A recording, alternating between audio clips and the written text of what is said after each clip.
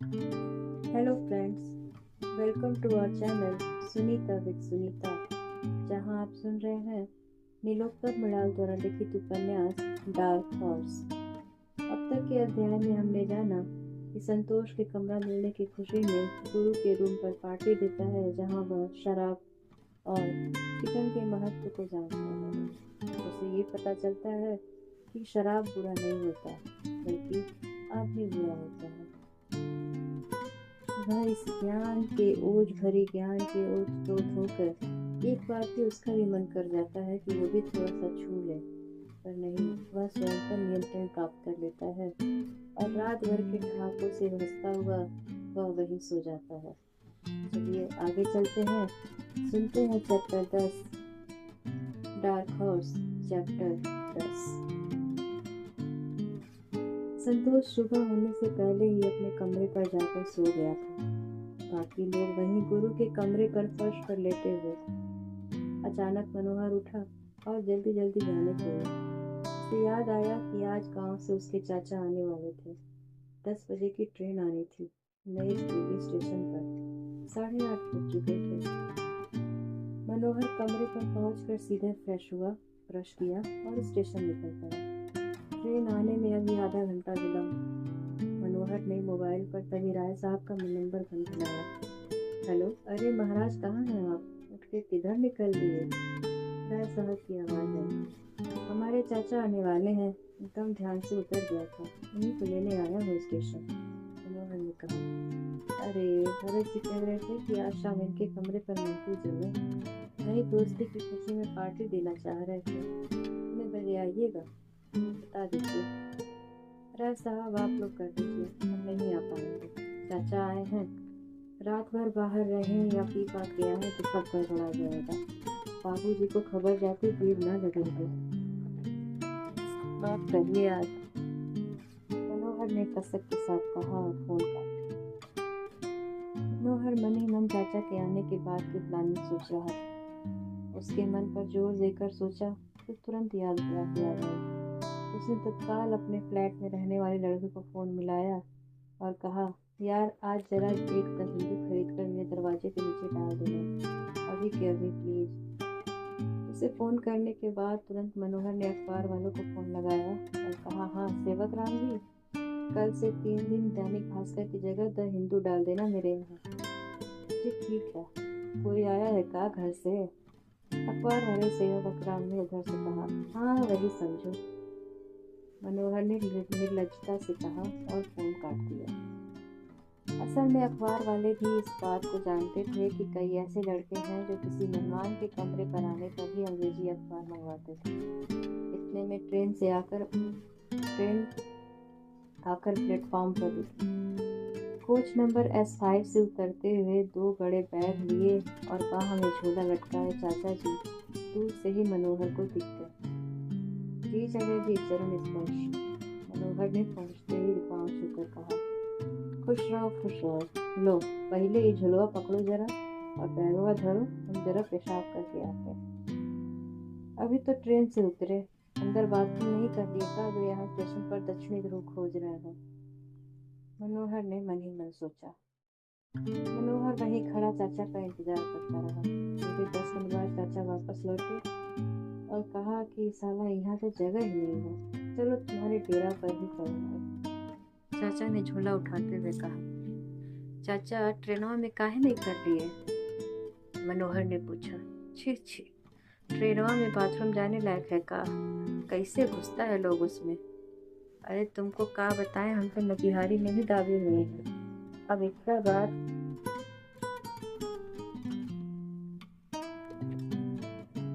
दिल्ली में करेंगे, चाचा ने हल्की चाल में चलते हुए कहा।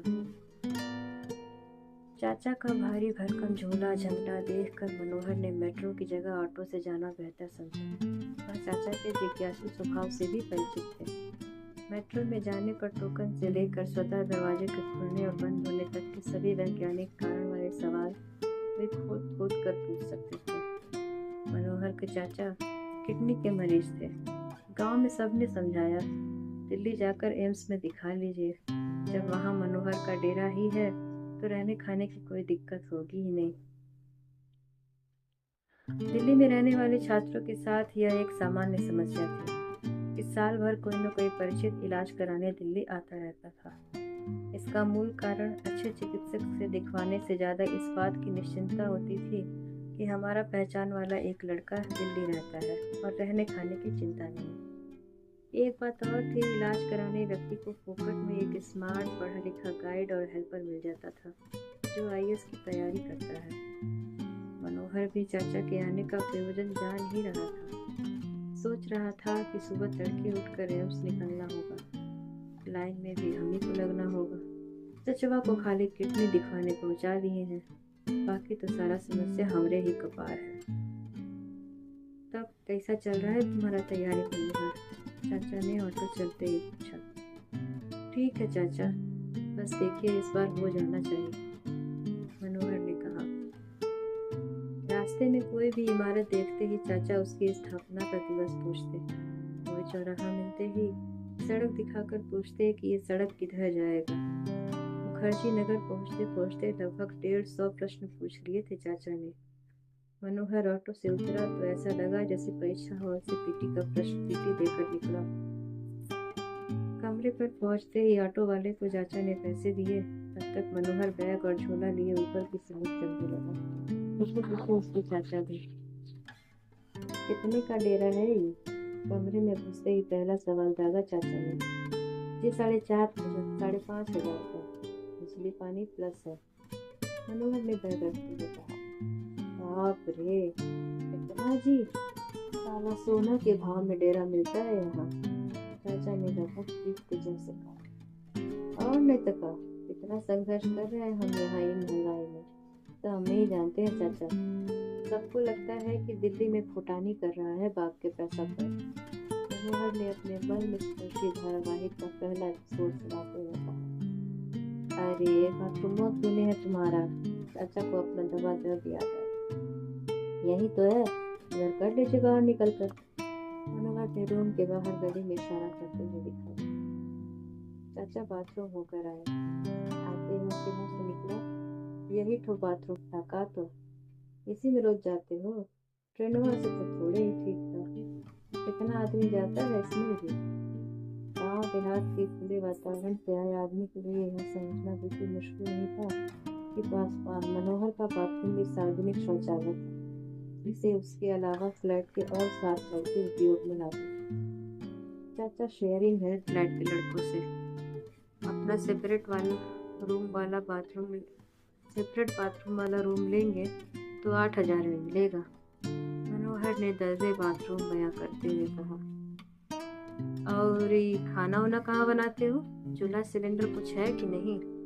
चाचा ने एक और सवाल पूछा। हाँ सब है, चूल्हा सिलेंडर सब खटिया के नीचे है। खाना टिफिन में आता है। चाय चुक्कड़ बनाना हुआ तो अपना चूल्हा जलाकर बनाते हैं। रुकिए आपको चाय पिलाते हैं, कहते हुए मनोहर ने अपने बेड के नीचे से छोटा सिलेंडर और सिंगल चूल्हा खींचा।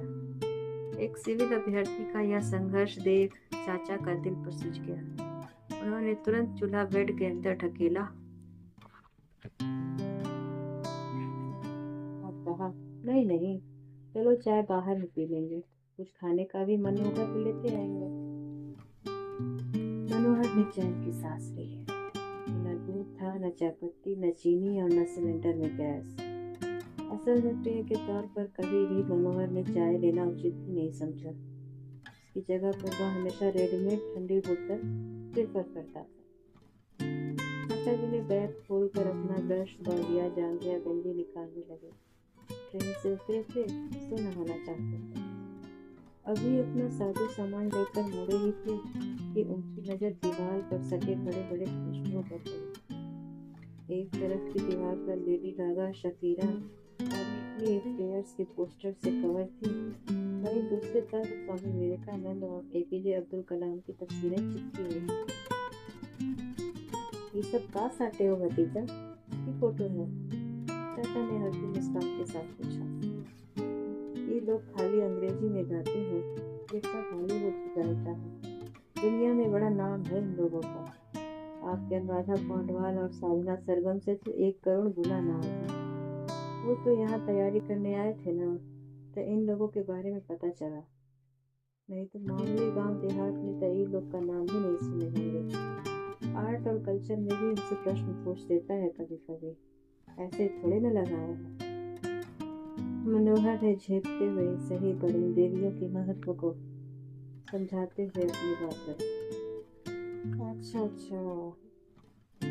ये माइक को इस तरह टेढ़ा करके छत से काहे लगाए हैं? गजब लीला है भाई, चाचा ने चुहबाजी वाले अंदाज में। चाचा सिंगिंग पोज है, ये मुखिया जी का भाषण थोड़े है 15 अगस्त वाला जो माइक सीधा करके खड़ा सावधान पुलिस में बोलेंगे। इसमें आपको गाना के अनुसार अपना माइक भी नचाना होता है। भारत में एक ऐसा एक्ट बस हनी सिंह ही करता है और कोई माइक अलाउ नहीं हुआ अभी जो इस तरह का आर्ट जानता। चाचा इस सब के आगे बहुत इम्पोर्टेंट होने वाला है, देखिएगा, मनोहर ने समझाते हुए कहा। ठीक है, लेकिन एकजुट देवी देवता की भी फोटो लगा लो, नुकसान नहीं हो जाएगा, कहकर चाचा बाथरूम की तरफ बढ़े। बाथरूम अंदर से बंद था और एक लड़का बाल्टी तौलिया लेकर बाहर भी खड़ा था। चाचा समझ गया कि उनका नंबर अभी लेट है, सो अपनी बाल्टी वहीं रखकर नंबर लगाकर अंदर कमरे में आ गए। वहाँ तक तत्काल के टिकट जैसे लाइन लागल है। कहकर चाचा बेड पर आकर बैठ गए और टंगी शर्ट की जेब से खैनी निकाल कर लगने लगे। अच्छा, 10 मिनट में हो जाएगा चाचा, तब तक पेपर पढ़ लीजिए। आज गलती से हिंदी वाला अखबार भी दे दिया है, बढ़िया रहा, मनोहर ने पेपर पढ़ाते हुए कहा। चाचा को पेपर दे खुद द हिंदू लेकर कुर्सी पर बैठ गए। मोबाइल में हल्की आवाज में एक ही गाना लगा दिया। मनोहर ने एक कलम उठा पेपर को अंडरलाइन करना शुरू किया। चाचा अपना अखबार रखकर एक टक मनोहर को अंग्रेजी अखबार में डूबकर पढ़ता देख रहे। 4-5 साल मुखर्जी नगर में तैयारी करने के बाद हिंदी माध्यम के विद्यार्थी को अंग्रेजी अखबार देखने का लहजा तो आ ही जाता है। मनोहर के अखबार देखने के हाव भाव और कलम से किसी वाक्य को अंडरलाइन करने की कला को देख कोई भी अंग्रेजी का प्योर विद्वान कह सकता। मनोहर अखबार की तस्वीर देखते हुए आंखों को बड़ी बड़ी कर किसी न्यूज पर ऐसे ठहराता और होठ हिलाता मानो एक एक शब्द वह अखबार लिखने वाले से ज्यादा समझ रहा था। मनोहर के चाचा उसके इस पठन सौंदर्य पर मंत्रमुग्ध हुए जा रहे थे। भतीजा अंग्रेजी पढ़ रहा था, अंग्रेजी सुन रहा है, कोई मामूली बात थोड़ी थी। सामान्य तौर पर हिंदी पट्टी के परिवार और समाज के लिए अंग्रेजी वो पति पावन धारा थी जो हर पाप धो देती थी। अगर अंग्रेजी जानते हैं तो फिर आपका सब अच्छा बुरा इस आवरण से ढक सकता है। अंग्रेजी जानने वाला वहाँ सियारों के बीच लकड़बग्घे की तरह होता है। गांव से बाहर पढ़ने जाने वाले बच्चे की योग्यता भी बस इसी बात से मापी जाती थी कि इसने अंग्रेजी कितनी जानी। आईएएस की तैयारी करने वाले अभ्यर्थियों के अभिभावकों को भी यह लालसा सदा बनी रहती थी कि बच्चा जब कलेक्टर बने पर अंग्रेजी में बोले तो बढ़िया कलेक्टर बनेगा। मनोहर वैसे अंग्रेजी फोबिया वाले हिंदी समाज से आया था, जहाँ अंग्रेजी भाषा नहीं बौद्धिकता और विद्वता का इश्लाही जिसने इसे किया वही बुद्धिमान और वही विद्वान। वह अंग्रेजी के संजीवन गुण को खूब अच्छे से जानता था, इसलिए उसने भी चाचा के आते ही उस पर अंग्रेजी गैस का ऐसा धुआं छोड़ा था कि अगर कुछ ऊंच नीच देख भी लें तो भी अंग्रेजी के नशे में बाबूजी को सुनाने के लिए कुछ याद नहीं। मनोहर ने इन्हीं सब बातों को ध्यान में रखकर पूरा इंग्लिश माहौल बना रखा था कमरे में। एक तो वह अपने चाचा के हर टॉपिक पर पूछे गए यश प्रश्नों से परेशान था। वह सोच रहा था कि काश इनकी किडनी की जगह इनका हार्ट खराब होता और सौभाग्य से फेल हो जाता। कम से कम प्रश्नों के इस अतिरिक्त सिलेबस से तो मुक्ति मिलती। हालांकि उसका अंग्रेजी कम काम कर गया था। अभी तक सवाल पर सवाल दागने वाले चाचा अब इस इंग्लिशिया माहौल में चुपचाप खटिया पर बैंक की तरह बैठ गए। वे लगातार बस मनोहर को निहारे जा रहे थे। लाहना भूल गए। मनोहर को चाचा की मनस्थिति का पूरा भान था। अब वह खेल पृष्ठ का पन्ना देख रहा था। आखिरी पन्ना बदलने के बाद अखबार से पूछने लगा। चाचा की ओर पलटते हुए कहा, चलिए चाचा, बाथरूम खाली हो गया होगा, आप नहा लीजिए। हाँ चलो। अच्छा, इंग्लिश तो तुम्हारा बहुत बढ़िया हो गया है।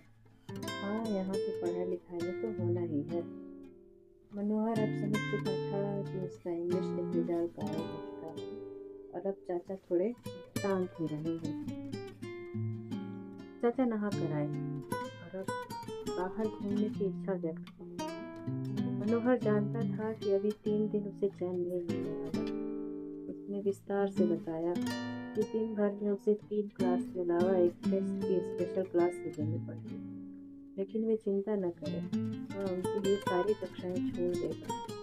वह अपने कीमती समय तत्काल चाचा के लिए लेगा। इस तरह उसने एक भारी भरकम नैतिक बोझ चाचा के माथे पर रख दिया। ऐसा है मनोहर बाबू, तुम अपना समय ना खराब करो। कल्याण सुनाना है भूरे भूरे, आज तुम अपना क्लास कर लो, हम यही रहते हैं रूम पर, अपना पढ़ाई मत बर्बाद करो। चाचा ने बाल झाड़ते हुए कहा। मनोहर का हर दांव सही दर्शा था। मनोहर ने तुरंत टिफिन वाले को फोन कर एक एक्स्ट्रा टिफिन लाने को कहा और एक कॉपी और 2 किताब हाथ में लिए चाचा के पांव छू क्लास लिए निकल पड़ा, जो उसे दिन भर किसी मित्र के कमरे पर ही करनी थी। जाते जाते उसने चाचा को ताला चाबी देते हुए समझा दिया कि अगर थोड़ा बहुत घूमने फिरने का मन करे तो ताला लगाकर सड़क पर घूम आए, उसे आने में रात के 7-8 बज जाए। आज के लिए बस इतना ही। मिलते हैं अगले अध्याय में। नमस्कार।